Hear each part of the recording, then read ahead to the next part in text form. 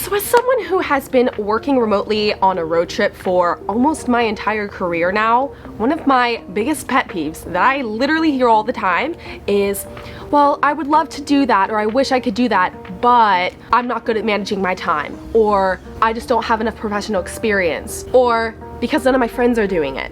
All I hear when I hear those excuses is you not believing in yourself, which really hurts me, but at the same time, I completely understand because I used to be that person. I used to list out all the reasons why I couldn't travel and work remotely. I just did not think it was realistic because no one around me was doing it. It really took me doing a ton of personal growth work, a ton of research, and eventually just doing it myself to prove to myself that yes, this lifestyle is possible. Just for context, I am a freelancer and a content creator, and I've been road tripping through the US for virtually my entire career, working remotely, making money on the road. And if you want to see my full journey for how I kind of made this all happen, you can watch this video right here. I'm making this video to share my top 5 tips to help you be successful working remotely on the road. Whether you're living in an RV or you're just on a few-week road trip, this video will really help you stay on task, get your work done, continue earning that remote income while having an incredible time road tripping. So before we jump into the juicy tips that I have for you guys today,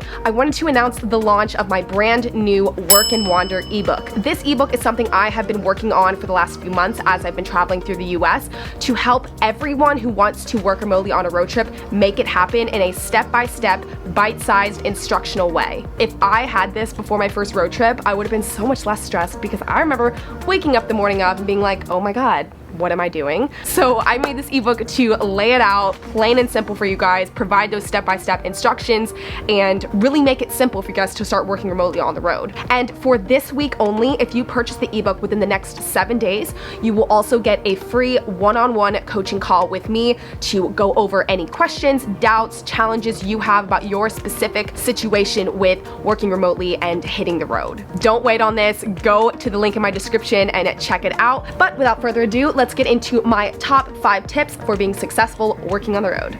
All right, tip number 1, and arguably the most important thing, is finding and holding on to your why, your purpose, why you're doing this in the first place. This is something that you're going to need to work on and solidify before you hit the road at all for a few reasons. The first one is plain and simple, people are going to doubt you. Heck, you might even doubt yourself. I know I did. You might have friends or parents or family members kind of look at what you're trying to do and be like, what are you doing? This is not realistic. This isn't something that we do. These are the types of things that you may hear before you hit the road. And having that clear why, whether it's you want to be financially free or travel the world or have more of a work-life balance, whatever it is, hold on to that why, and it will really help you kind of push through that negative feedback that you might get from loved ones, because it may happen and you really just want to have that why in the back of your head pushing you forward the whole time until you eventually prove them wrong, which is always a great feeling. And the second reason why you need to have that why in the back of your head at all times is because working on the road is not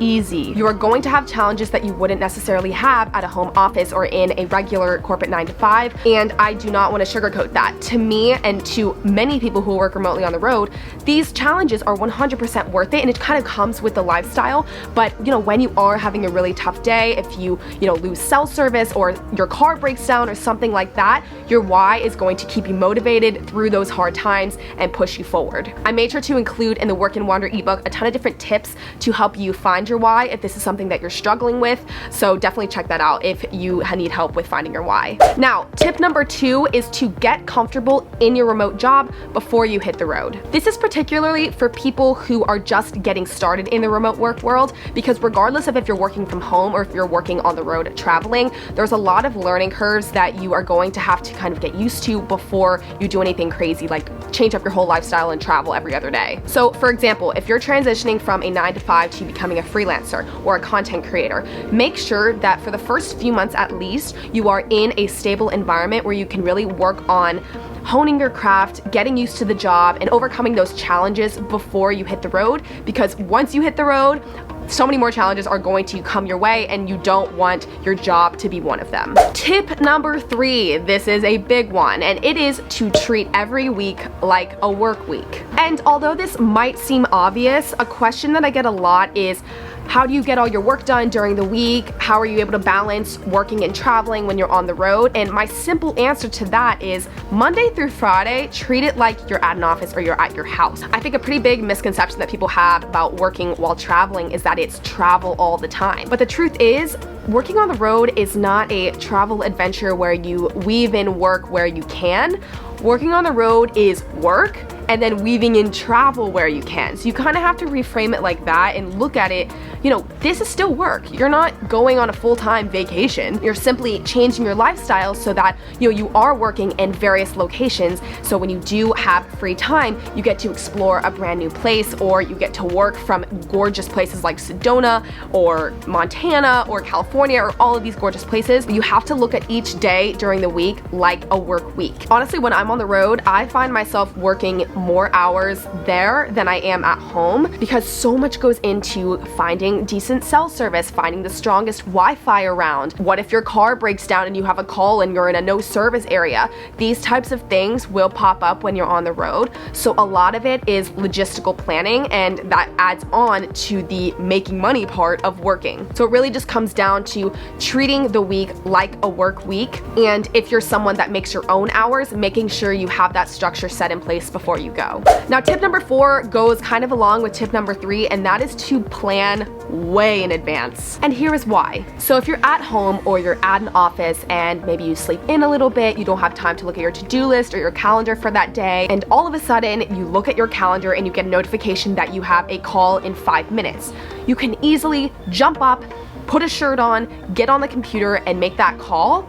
But if you're on the road and you don't know what's coming days, even weeks in advance, you may find yourself in an area with no service and you can't make that call. Or you may be on a hike because you totally forgot you had a meeting that day and you can't make the meeting. You really never know what's going to get thrown at you when you're on the road, whether it be no internet or electricity goes out or something breaks, some technology breaks that you have. So you really want to make sure that you're planning super far ahead in advance, that you can kind of account for those changes, not at the last minute. Now, if you're someone who is used to kind of executing things on a whim, I do challenge you, if you want to kind of make this lifestyle work for you, to really start working on planning things out in advance. What I really like to do is the week before every month starts, I'll lay out my calendar for the whole month and I will write down all of my deadlines, my meetings, my calls for the whole month. I'll go through and I'll write them all out. I'll look at them on the calendar, and from there, you have a really clear idea of what's coming in the next few weeks. My favorite thing to do is, and this sounds so nerdy, but on Sundays, I like to sit down and I look at my calendar for the next, Monday through Sunday. And I make my daily to-do list for that week, because maybe I have a deadline on Friday, but I want to go on a sunrise hike Thursday morning. So I want to get that assignment done by Wednesday, so I don't have to worry about it on Thursday if something goes wrong and I can't get to the project on time. It's things like that. If you plan more in advance, you do end up having more free time, less stress, and better work execution overall. Planning ahead really comes down to breaking down your month, then your week, and then your days. And it really has made the biggest difference in terms of how I perform at work, as well as my stress levels on the road.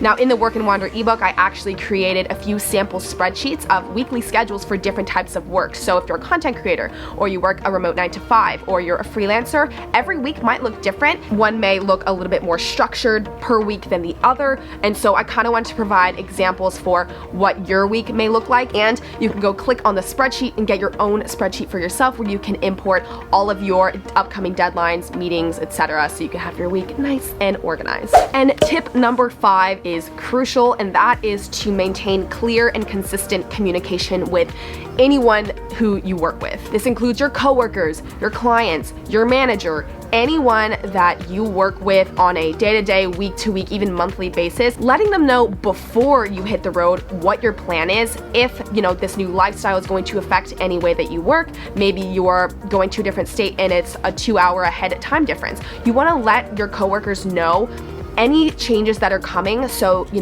don't just hit the road and they feel kind of left in the dust. And once you're on the road, you want to maintain that consistent communication really whenever you have decent cell service, especially if you're in an area where it's a little bit more spotty, because you never know when you're going to lose service. And so you always want to let your coworkers know, hey, I'm on call today, hey, I'm on call tomorrow, but this day, I may not have great service, so let's make sure that we work on XYZ today and tomorrow.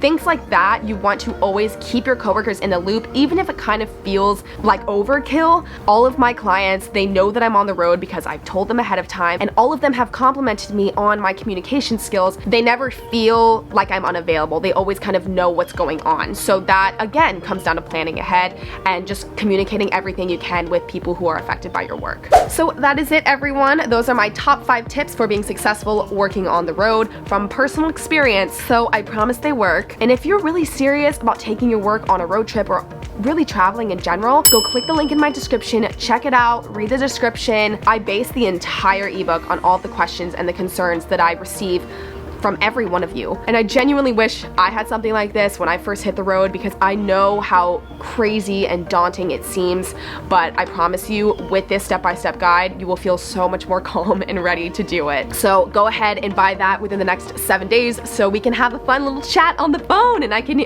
meet you in person and talk with you about your goals and your challenges and just get really excited about your road trip. But anyways, thank you all so much for watching. I really, really appreciate it. And make sure to like this video if you found it valuable and subscribe to join my journey for more tips, because I will be providing much more now that I'm going abroad. Maybe you'll get an international work and wander ebook, so who knows. Again, thank you so much for watching, and I will see you in the next one. Bye.